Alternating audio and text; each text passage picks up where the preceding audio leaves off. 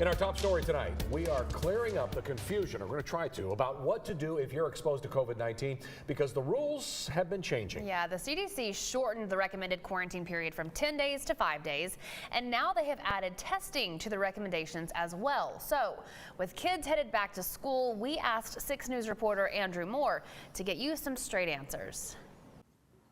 Yeah, guys, if it seems like the CDC recommendations have been changing a lot lately, it's because they have, and as they get updated, they also get more complicated. But that's not helpful to parents at home that need to figure out how long to keep their kid out of school, so we're going to simplify this a bit.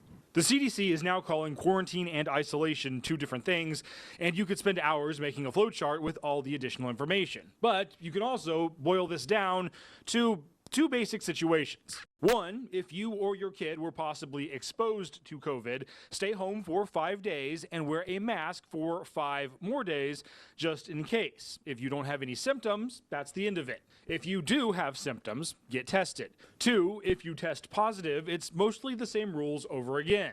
Stay at home, away from everyone else for 5 full days since you tested positive or when symptoms started.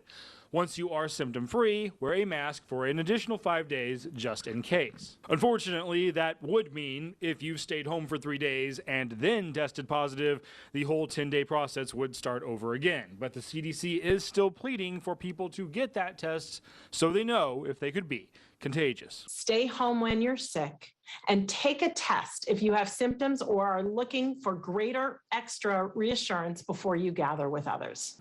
Of course, some experts would point out if you could be contagious for 10 days, maybe stay home for all 10 days, and that's a valid point. And if you don't think that your kid can keep a mask on 5 days after they don't have symptoms, that might be a good reason to stay home too.